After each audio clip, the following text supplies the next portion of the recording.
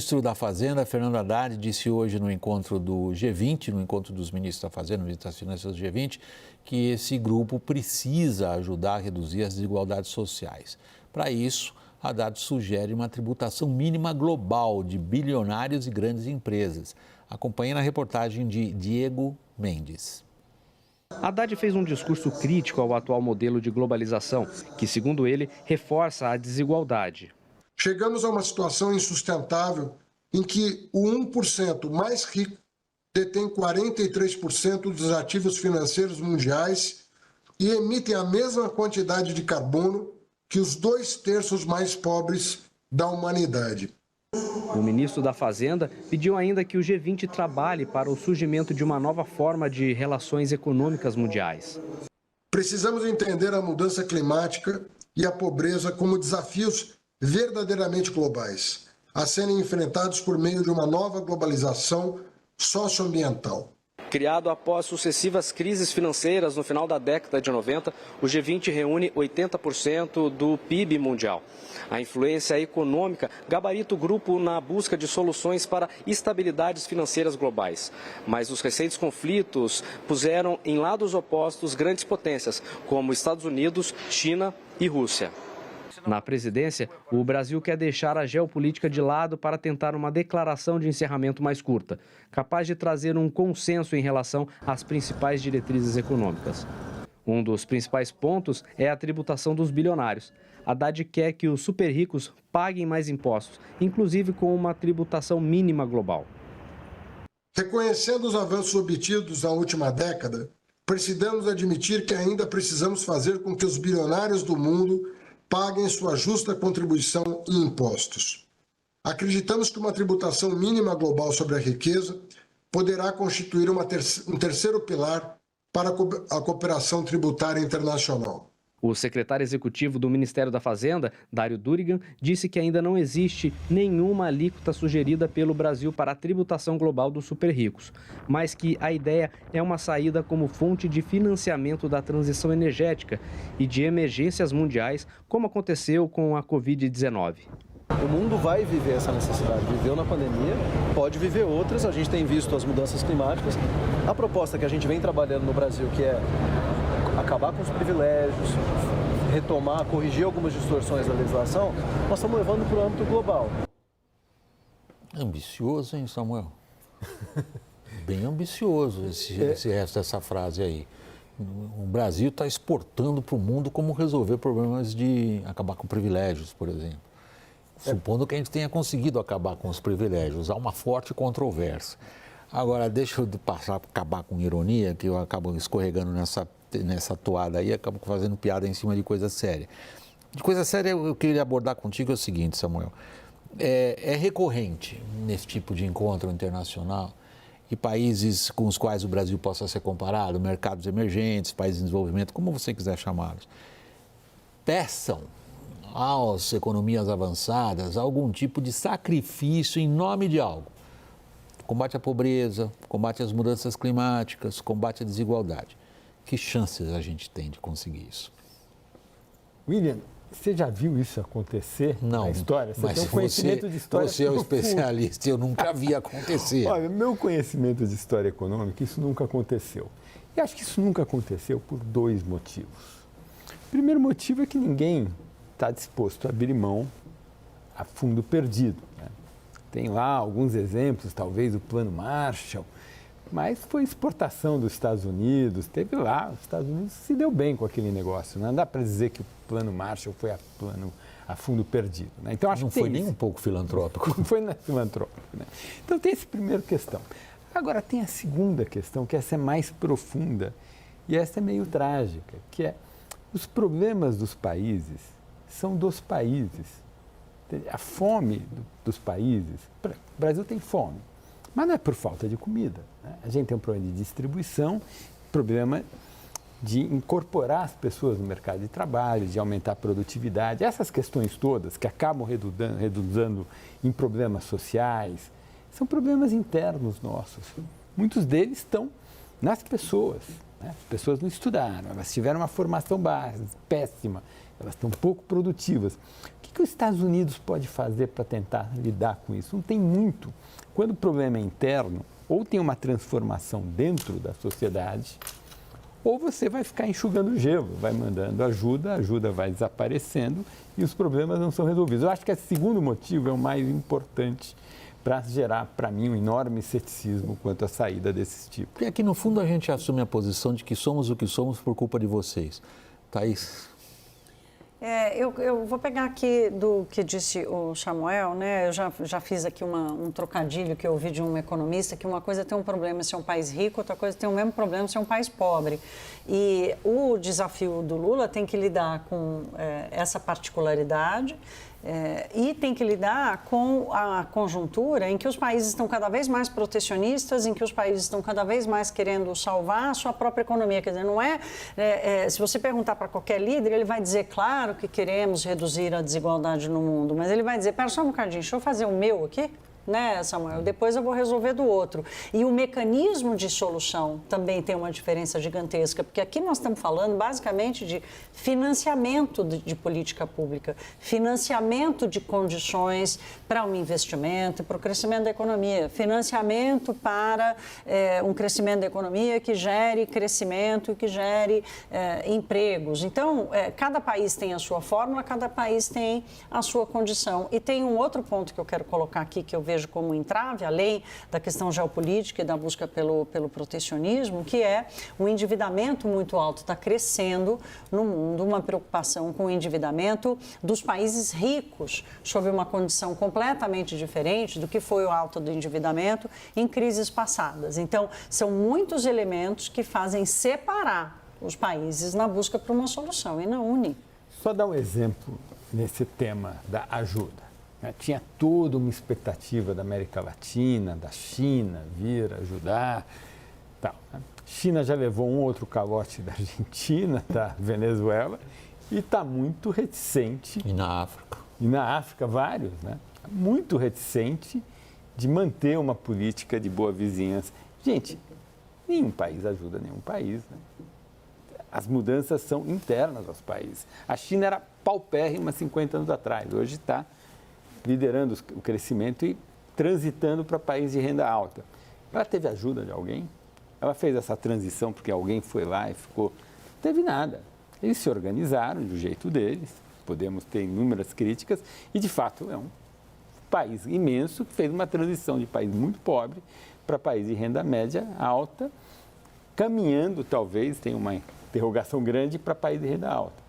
Vocês não veem nesses movimentos, vários movimentos da diplomacia brasileira e da estratégia de política externa do Brasil, de tentar reproduzir nos palanques internacionais estratégias de política interna e doméstica? Por exemplo, isso, né? Qual que é a grande agenda do Haddad? Quebra de privilégios, corte de privilégios, taxar os super ricos aqui dentro. Taxar a agenda econômica ano passado era toda, grande parte, era em cima disso. Acabar com o PS é dentro de um discurso de fim de privilégios de beneficiados. E aí, quando vai para um palanque internacional, também acaba reproduzindo isso. Isso a gente pode levar também para a questão, as posições do Lula sobre Israel, né, que acabam sendo alinhadas com o pensamento da esquerda aqui, contrários a um país que é alinhado aos adversários. Eu tenho notado isso, e eu queria até ouvi-lo sobre isso. O discurso do Haddad hoje é o discurso que ele faz em outros termos, mas com a ideia força, basicamente a mesma que ele joga para tentar aprovar uma agenda econômica de taxar os super ricos, de taxar avião, de taxar... Tem um problema real. Tá? Esse problema não é recente. Ele foi um problema introduzido pelo Biden no começo do governo dele, né? Que você tem diversos paraísos fiscais, você teve diversas mudanças na legislação dos impostos das empresas, impostos corporativos, né? Você tem uma diferença entre o lucro realizado na empresa e o lucro tributário, e tem um esforço de homogeneizar esse negócio, de fechar oportunidades de planejamento tributário para que o lucro contábil da empresa, que é aquele lucro que gera remuneração dos acionistas, remuneração dos executivos, não seja tão diferente assim do lucro tributário. né? Então, essa é uma agenda, inclusive... Uma resolução da OCDE. Tem uma resolução da OCDE que está sendo implementado, que é uma alíquota mínima de 15% sobre o lucro contábil, depois apura o lucro tributário. Mas isso também é a título de igualar as condições de competição. Também tem a questão da competição, mas tem a questão tanto dos paraísos fiscais e das possibilidades de planejamento tributário, que bate aí sim com a agenda do Fernando Haddad do ano passado, a questão do CARF, a questão do preço fundos e das offshores. Offshore, do preço de transferência de commodities que realiza lucro lá fora, e assim tantos outros. Essa compensação tributária que ele fez pela medida provisória da reoneração, isso tudo são medidas que, de alguma forma, ele tenta segurar algum planejamento tributário das empresas, né? Então, nesse sentido, tem uma consistência.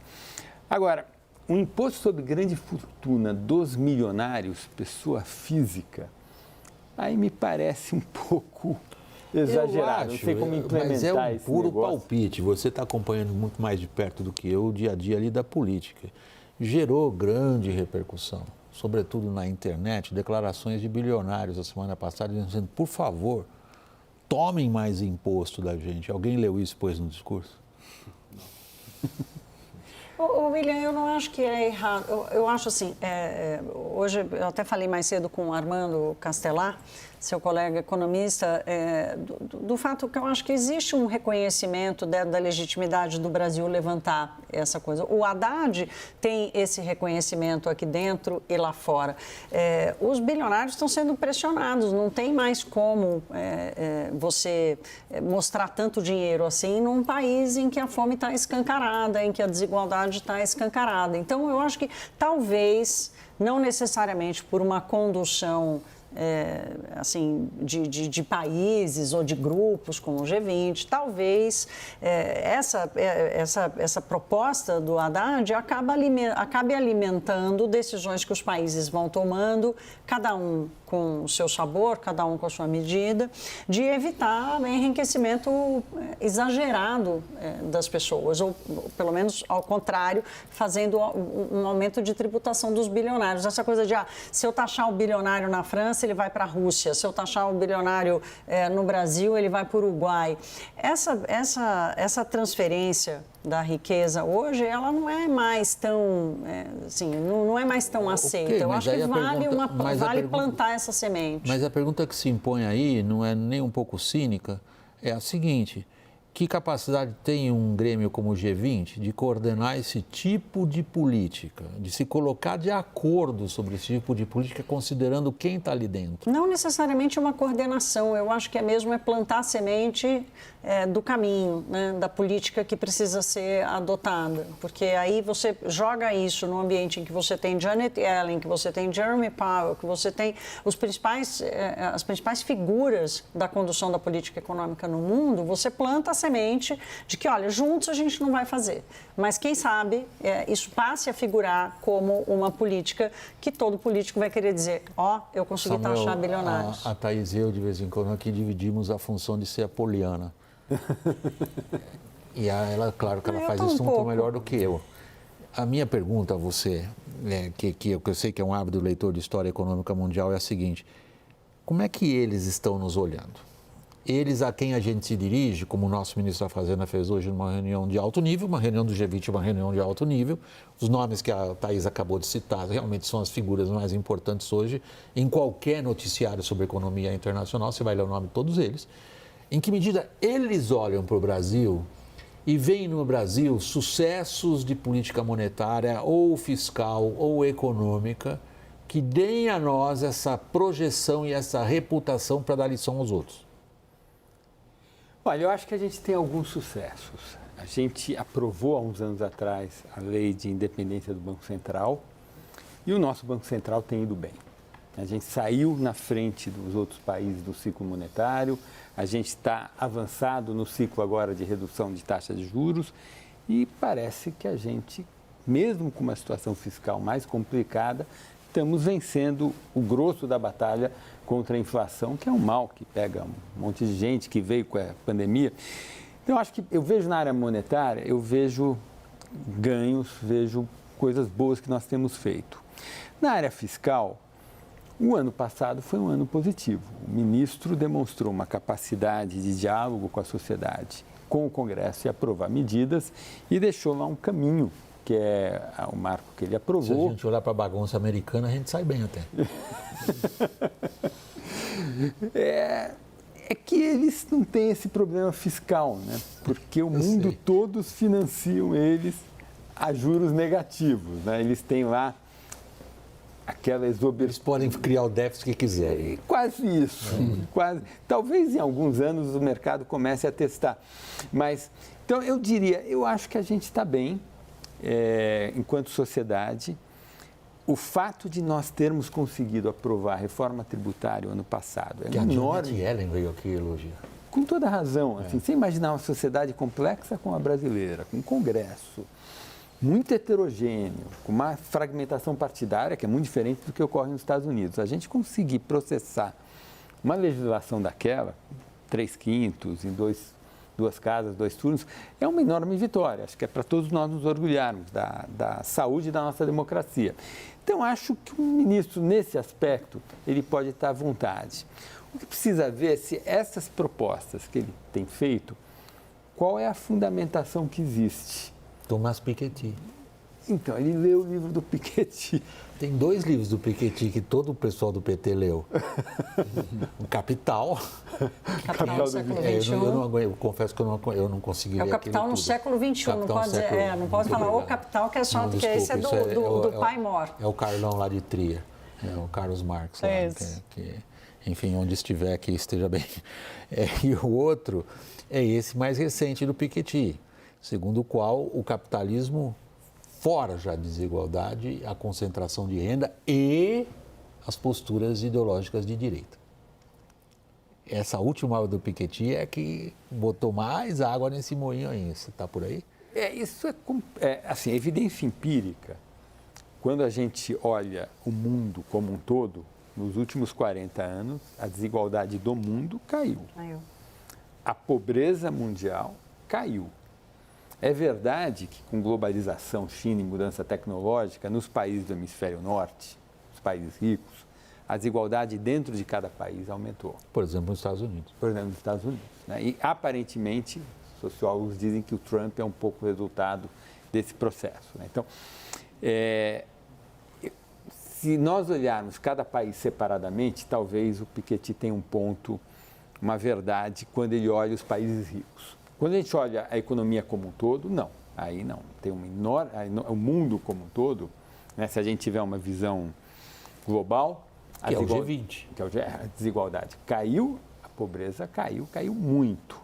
E se nós olharmos, tem um aluno do Piketty recentemente que fez um trabalho bem bonito e mostrou que 40% da queda da pobreza no mundo entre 1980 e 2022 foi a melhor educacional do mundo.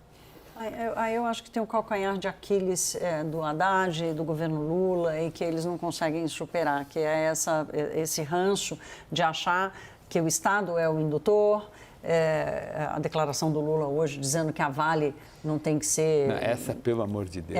Que o Brasil não é da Vale, que a Vale é que é do Brasil e tal, querendo tomar uma empresa desse tamanho. Quer dizer, se vai tomar... não vamos gastar dinheiro agora recomprando a Eletrobras. Quer dizer, essa visão estatista, né? Assim, o capitalismo com todas as suas falhas, e mesmo se quiser taxar bilionário, vai ter que taxar bilionário no mundo em que o capital vai ter que circular livremente, em que a concorrência vai ter que existir, em que os países vão ter que ter suas economias abertas para captar inovação e exportar aquilo que tem a melhor vocação. Não é nesse mundo em que o Estado se fecha e aí tributa o bilionário.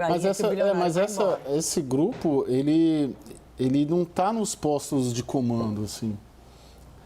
A equipe econômica, ela não é ex-PT, né? Vamos dizer assim, né? É um PT mais... O presidente da República mais tucano. Mas o presidente da República respalda muito mais as decisões da equipe econômica. Caio, essa lembrança da Thaís é super adequada. Essa declaração dele hoje sobre uma grande empresa privada, Vale, quer dizer, a Vale tem que estar em consonância com o que o governo pensa. Quem pensa isso lá dentro, além dele? Não, o que eu estava colocando, tem diretamente a colocação para te responder. Você tem um discurso todo, você tem uma retórica toda, você tem um pensamento petista todo direcionado nisso daí e nisso daqui, vocalizado hoje, inclusive, pelo presidente da República. Mas quando você olha o que disso é colocado em prática, a pressão foi tamanha na última tentativa de interferir na Vale que adiou a decisão. Porque foi uma pressão de dias que ficou algo insustentável colocar isso em prática.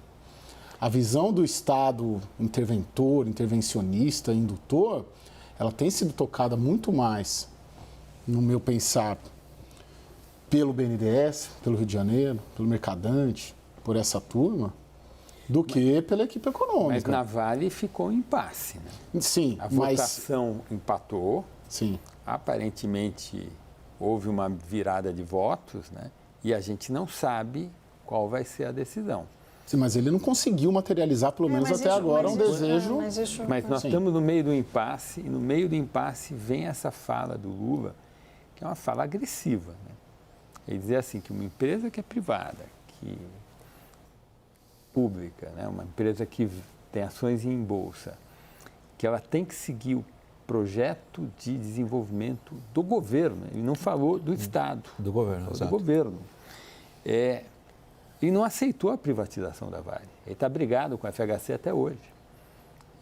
E ele está com saudade daquele capitalismo de Estado que ele começou a implementar lá em 2006, que gerou na maior crise da história do país. E ele não percebe que aquele capitalismo de Estado deu errado. Todos os programas que estiveram dentro, aliás, outro dia a gente viu a falência da Sete Brasil, finalmente, né, os estaleiros, a roubalheira na Petrobras, é um pacote que deu todo errado. Inclusive deu errado para as próprias empresas, que é uma coisa maluca. O setor público ajuda, dá empréstimos subsidiados, mas o plano de desenvolvimento é tão mal feito, é tudo tão ruim, que quem foi ajudado acaba quebrando, e pior do que estava no início. Então, claro que esse capitalismo de Estado, com a gente não funciona. Sim, não, o meu ponto é que muita coisa é discurso, retórica, dogma, e há uma distância do discurso, retórica, dogma, do que é colocado em prática e do que, de fato, é viabilizado. Né? Sim, mas no caso, Caio, o que foi colocado em prática foi uma tentativa de conduzir adiante um capitalismo de Estado com resultados catastróficos. Eu não canso de repetir. Nenhum país que não esteve em guerra teve uma queda de renda per capita tão brutal como o Brasil teve na saída do governo Dilma. Isso é um fato histórico, incontestável. Sim. Não há comparação possível. Agora, aparentemente, dentro do governo, você é o nosso repórter político lá, isso não foi entendido como uma falha conceitual, mas como falta de necessário empenho em levar adiante o capitalismo de Estado. Então, não se reconhece o que aconteceu como um erro, mas como não tendo sido efetiva a aplicação do que se pretendia. Aí mora o perigo. E eles acham que... Desculpa, Vanessa. Eles acham que foi tudo culpa da Lava Jato. E do Congresso, né? No desastre econômico, né? E do Departamento de Justiça nos Estados Unidos e por aí vai, né? E aí, Caio, nós já tratamos disso aqui algumas vezes, eu vou trazer de novo, que é a história da alocação do capital. O capital, ele não tem medo de escuro, ele tem medo de crise, né? Eu costumo dizer isso. Aliás, ele tem um pouco de medo é o contrário, ele tem medo, não tem medo de crise, ele tem medo do escuro. E ser conduzido um investimento de longo prazo sob a condução de um governo que coloca esse tipo de coisa, ele simplesmente não vem. E o Brasil vai adiando essa alocação, essa recepção. Thaís, querida, você já percebeu? Eu fiquei nervoso porque eu tenho que tomar conta do tempo, eu tenho que ir para o intervalo, senão Desculpa. não sobra. Não, Vamos a culpa lá. é minha. Eu que falei na conduta no time management, como se diz. A gente vai para o intervalo, na volta a gente tem mais um assunto para discutir, senão vai sobrar pouco tempo.